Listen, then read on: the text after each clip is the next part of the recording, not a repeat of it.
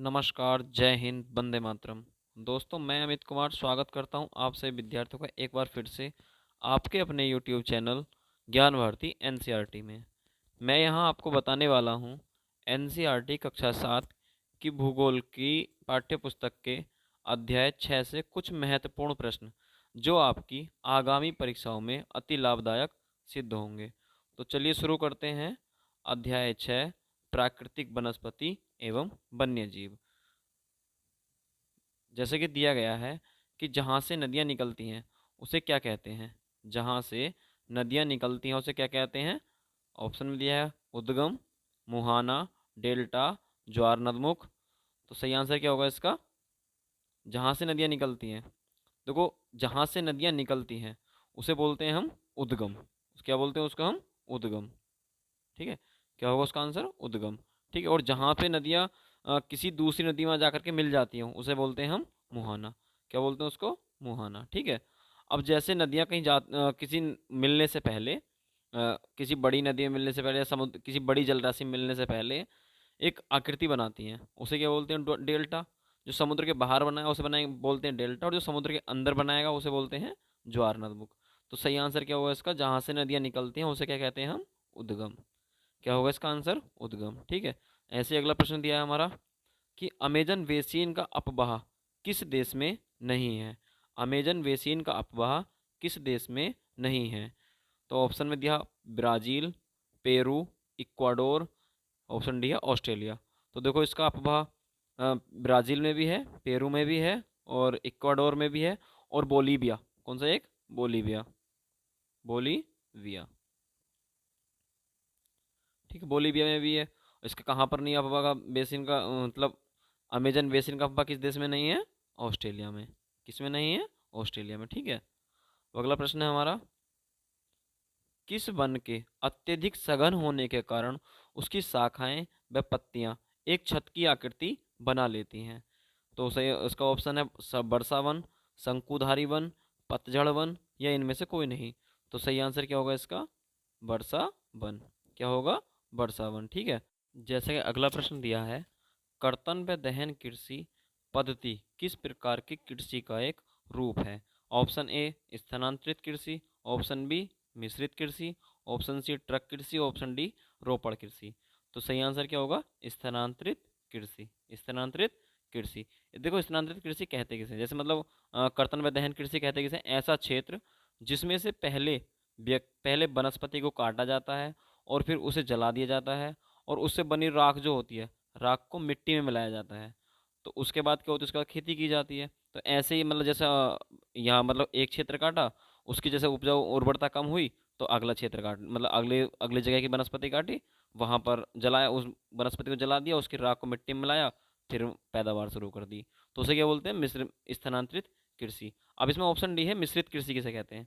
मिश्रित कृषि कि जब फसलों के उत्पादन के साथ साथ पशुपालन भी किया जाए। जो फसलें उगा रहे हैं, फसलों के उत्पादन के साथ साथ पशुपालन भी किया जाता है, तो इसे क्या कहते हैं। मिश्रित कृषि कहते हैं। ठीक है।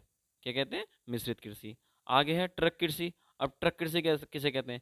इसमें जो हो उत्पादित फलों और सब्जियों को काफ़ी दूर स्थित बाजारों तक भेजा जाता है, तो इसमें जिसमें मतलब परिवहन की आवश्यकता पड़ती है, उसे क्या बोलते हैं। ट्रक कृषि। अब है रोपड़ कृषि। यह एक वाणिज्यिक कृषि का एक प्रकार है। रोपड़ कृषि क्या है। एक वाणिज्यिक कृषि का प्रकार है। ठीक है। अब उसी तरीके से अगला प्रश्न देखते हैं हम। अगला प्रश्न दिया है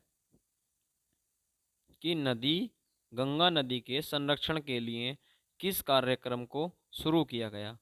गंगा नदी के संरक्षण के लिए किस कार्यक्रम को शुरू किया गया। तो इसमें क्या है ऑप्शन इसका। Mission sorry option A Namami Gange, option B Swachh Bharat mission, option C mission Indradhanush, option D इनमें से कोई नहीं। तो सही आंसर क्या होगा इसका। नमामि गंगे। क्या होगा। नमामि गंगे। ठीक है। क्या आंसर होगा इसका। नमामि गंगे। ठीक है। नमामि गंगे। सही आंसर क्या है इसका। नमामि गंगे। अब क्या नमामि गंगे में जो है, जब क्या बोलते हैं इसको शुरू कब किया गया। 2014 में कब शुरू किया गया। 2014 में। सन 2014 में शुरू किया गया। ठीक है। किसने किया। पीएम मोदी जी ने। पीएम मोदी जी ने। ठीक है। और अगला है option B Swachh Bharat mission. स्वच्छ भारत मिशन क्या है? इसे 2 अक्टूबर 2014 को शुरू किया गया। और मिशन इंद्रधनुष, इसमें क्या है, बच्चों के टीकाकरण के लिए, बच्चों के टीकाकरण के लिए केंद्रीय स्वास्थ्य मंत्रालय ने सुशासन दिवस के अवसर पर, किस दिन सुशासन दिवस का मनाया जाता है? 25 दिसंबर। 25 दिसंबर, ठीक है, 25 दिसंबर को सुशासन दिवस मनाया जाता है। तो 25 दिसंबर 2014 को केंद्रीय स्वास्थ्य मंत्रालय ने सुशासन दिवस के अवसर पर 25 दिसंबर 2014 को मिशन इंद्रधनुष की शुरुआत की, ठीक है। तो सही आंसर क्या होगा? नमामि गंगे। अगला है प्रश्न नंबर 6 कि स्वच्छ भारत मिशन की शुरुआत कब हुई? स्वच्छ भारत मिशन की शुरुआत कब की गई? तो सही है इसका 1 जुलाई 2017। 1 जुलाई 2017। अब देखो मैंने चारों ऑप्शन है, चारों ऑप्शनों का ये मान लो एक अलग अलग प्रश्न है। जैसे कि 1 जुलाई 2017 है, तो इसमें क्या हुआ था? संसद द्वारा 29 मार्च 2017 को क्या हुआ? जीएसटी अधिनियम पारित किया गया। और 1 जुलाई 2017 को क्या हुआ? जीएसटी लागू हुई। जीएसटी लागू हुई। जीएसटी लागू, जीएसटी लागू कब हुई भारत के अंदर? 1 जुलाई 2017 को, ठीक है, 1 जुलाई 2017 को। अब कहता है 22 जनवरी 2015 को, 22 जनवरी 2015 को यहाँ पर क्या क्या किया गया? बेटी बचाओ बेटी पढ़ाओ, बेटी बेटी बचाओ बेटी पढ़ाओ चालू किया गया, ठीक है। अब इसके बाद 25 दिसंबर 2014 को, 25 दिसंबर 2014 को, तो इसमें क्या हुआ था? मिशन इंद्रधनुष, जो बच्चों के टीकाकरण के लिए शुरू किया गया था, मिशन इंद्रधनुष, ठीक है, मिशन इंद्रधनुष, ठीक, इंद्रधनुष। अब 2 अक्टूबर 2014 को क्या हुआ था? स्वच्छ भारत मिशन की शुरुआत की गई थी। 2 अक्टूबर को हम कौन सा दिवस मनाते हैं? गांधी दिवस, महात्मा गांधी जयंती मनाते हैं, ठीक है, महात्मा गांधी जयंती मनाते हैं। अगला है प्रश्न 7वां, टूकन क्या है? क्या टूकन क्या है? ऑप्शन इसके नीचे ऑप्शन है पक्षी, पशु या फसल या देश। टूकन क्या है? एक प्रकार का पक्षी है। टूकन क्या एक प्रकार का पक्षी है, ठीक है। अब कहता है मैनियॉक, मैनियॉक कहाँ का प्रमुख भोजन है? प्रश्न नंबर 8 में कहता है कि मैनियॉक कहाँ का प्रमुख भोजन है? ऑप्शन ए में है Amazon, option B Africa, option C Ganga basin, option D इनमें से कोई नहीं। तो सही आंसर क्या होगा इसका? अमेजन बेसिन, अमेजन बेसिन में, अमेजन बेसिन में मैनियॉक, मैनियॉक जो भोजन है इसे खाया जाता है। मतलब ये बिल्कुल आलू की तरह जमीन में मिलता है, ठीक है। प्रश्न दिया है कोलकाता किस नदी के तट पर स्थित है?